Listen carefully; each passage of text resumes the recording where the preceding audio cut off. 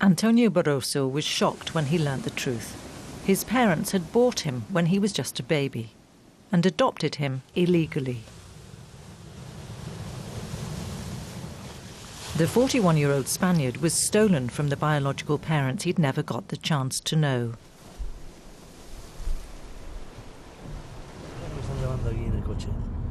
Now a real estate agent, Antonio Barroso grew up along the Mediterranean coast near Barcelona. But he has no idea where he really comes from or who his real family is. His adoptive parents paid a small fortune to fulfill their dreams of having a child. But they didn't know that Antonio had been stolen right after he was born.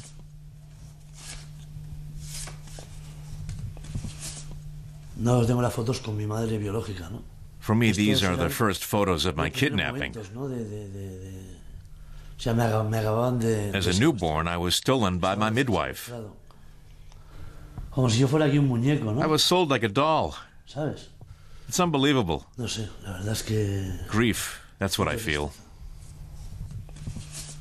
Families were torn apart, lives shattered. Salvador Martin was there when his daughter was born back in 1975. She was alive when he last saw her. Just hours after the birth, the baby's mother died. Doctors told Salvador Martin that his newborn girl was also dead. Today he's convinced that his daughter was stolen and sold to adoptive parents. Yo quiero estar fuerte, y lo estoy. I try to be strong, but sometimes I get depressed and cry a lot. For me, the most important thing is to find my daughter. She could be anywhere, thousands of kilometers away, or right here in the neighborhood. She's out there somewhere. Children stolen from Spanish hospitals or from religious institutions. It sounds like the plot for a horror film. But until the 1990s, it was a reality in Spain. Money-hungry doctors, midwives and priests repeated the same trick over and over again. They told parents their newborn had died. In reality, they gave the child to adoptive parents for a big fee and lied to them about the baby's origins. Lawyer Enrique Villa has documented cases in which mothers were even presented with the corpse of a baby that had been deep frozen to dispel any doubts.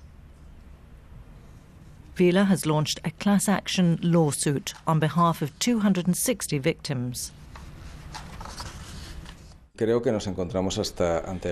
think we can call it the most spectacular mafia scandal in Western democracies. Based on the number of illegal adoptions, I estimate some 300,000 people in Spain are affected, maybe even more.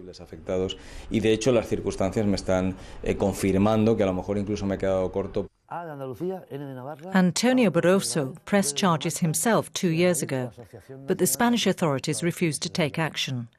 So Barroso founded a victims' rights group and went to the media.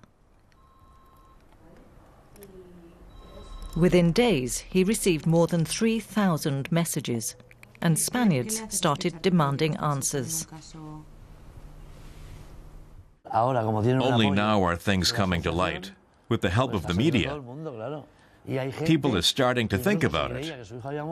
Those who previously thought that their child was dead are conducting investigations. A few even had their child's graves opened up and found an empty coffin. Salvador Martin was one of the first to have his child's grave opened. Instead of his daughter's body, they found the corpse of a boy. A DNA test proved the child wasn't his. Salvador Martin asked the hospital for an explanation. They refused, telling the 62-year-old that documentation no longer existed. I was in my early 20s at the time and had complete trust and faith in doctors and Catholic nuns like the midwife. Ni profesionalmente todo lo I que could never have imagined something so outrageous could happen. que esto podía pasar. Antonio Barroso has one goal: to find the perpetrators and bring them to justice. But for that to happen, Spain's legal system will have to be of more help than it has in the past.